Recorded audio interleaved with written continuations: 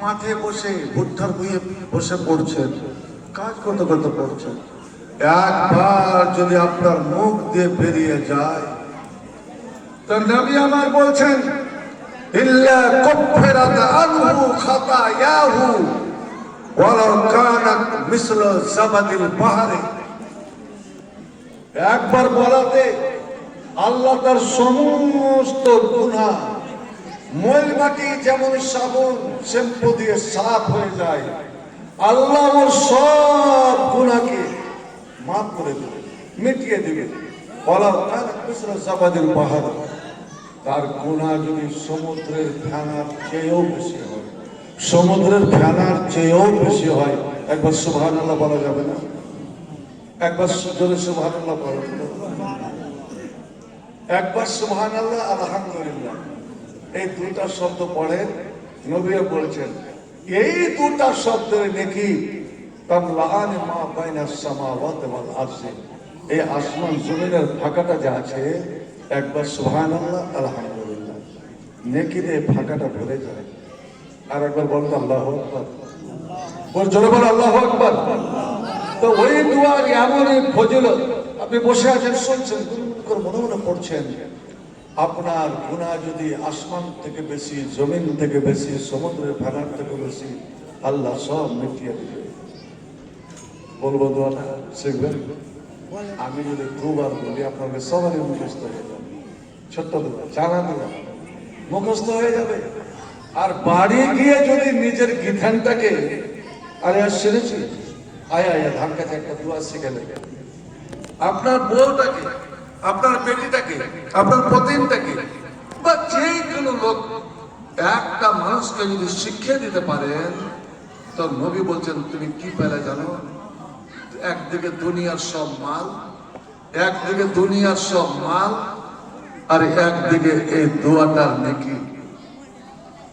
দুনিয়ার মাল চেয়েও যদি একটা মানুষকে তুমি এই দিনের কথাটা শিখিয়ে দিতে পারো, তো তোমার জন্য কত গুণে ভালো, অনেক অনেক গুণে ভালো। সুবহানাল্লাহ আলহামদুলিল্লাহ। বলেন আপনারা দোয়াটা বলবো কি?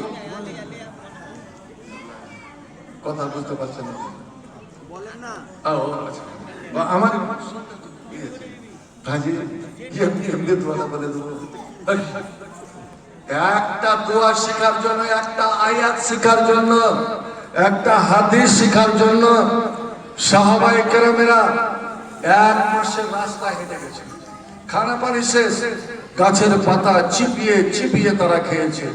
মুহাদ্দিসিনেরা একটা হাদিস শোনার জন্য বাগদাদ থেকে হাঁটা দিয়েছে একদম সুদূর মরক্কো, যাকে বলে মাগরিবে আকসা, আফ্রিকার শেষ সীমানা। 1 মাস হেঁটে যেতে হবে। খানা পানি শেষ, গাছের পাতা চিবিয়ে চিবিয়ে খেয়ে বকরির মতন পায়খানা করত। তার আপনারা এমনি এমনি এত দামে দোয়াটা শিখে নেবেন। আমি একটা মহব্বত দেখবো, ভালোবাসা দেখবো, যে আপনারা দিন কি, আল্লাহ আল্লাহ রসুলকে কতটা ভালোবাসেন। এই ভালোবাসার দাম স্বরূপ আপনার নামটা আজকের জালসায় শিরোনামে আমি আল্লাহর কাছে তুলে ধরবো। একজন বলেন তো যে আমি এই দোয়াটার জন্য আমি আল্লাহর মহব্বতে, রসুলের মহব্বতে, এই দোয়ার মহব্বতে 500 বা 1000 আমি দিলাম। এটা তো সামান্য ব্যাপার বললাম। এটা যদি আমি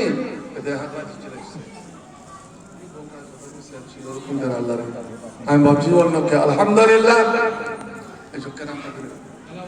আলাউদ্দিন, বিশ্বপালির ছেলে আলাউদ্দিন, আলহামদুলিল্লাহ 500, আল্লাহ তুমি 1000 লাখ বলে তুমি কবল করে নাও। তোমার মাহবুব বান্দা বলে তুমি গণনা করে নাও। আল্লাহ তার রুজি রোজগারে সব কিছুতে বরকত দান করো, আমিন সুম্মা আমিন। এবার দোয়াটা বলেন। নবী বলছেন লা ইলাহা, পড়ুন, লা ইলাহা ইল্লাল্লাহ ওয়াল্লাহু আকবার, ওয়াল্লাহু আকবার, ওয়ালা হাওলা ওয়ালা কুওয়াতা ইল্লা বিল্লাহ। ওই আলীর আজিম দিনা লাগাবেন না, কুতুবনবী বলেন লা ইলাহা ইল্লাল্লাহ ওয়াল্লাহু আকবার, ওয়ালা হাওলা ওয়ালা কুওয়াতা ইল্লা বিল্লাহ।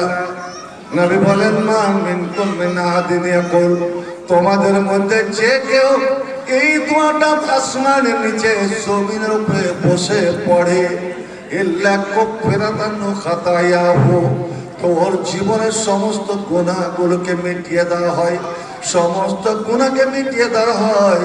ওয়ালাউ কান মিসল জাবাদিল পাহাড়ে, যদিও তার গুনাহ তার পাপ সমুদ্রের ফেনার চেয়েও বেশি হয়। সেই দোয়াটা হলো আর একবার পড়ে, লা ইলাহা ইল্লাল্লাহ আল্লাহু আকবার ওয়ালা হাওলা ওয়ালা কুওয়াতা ইল্লা বিল্লাহ।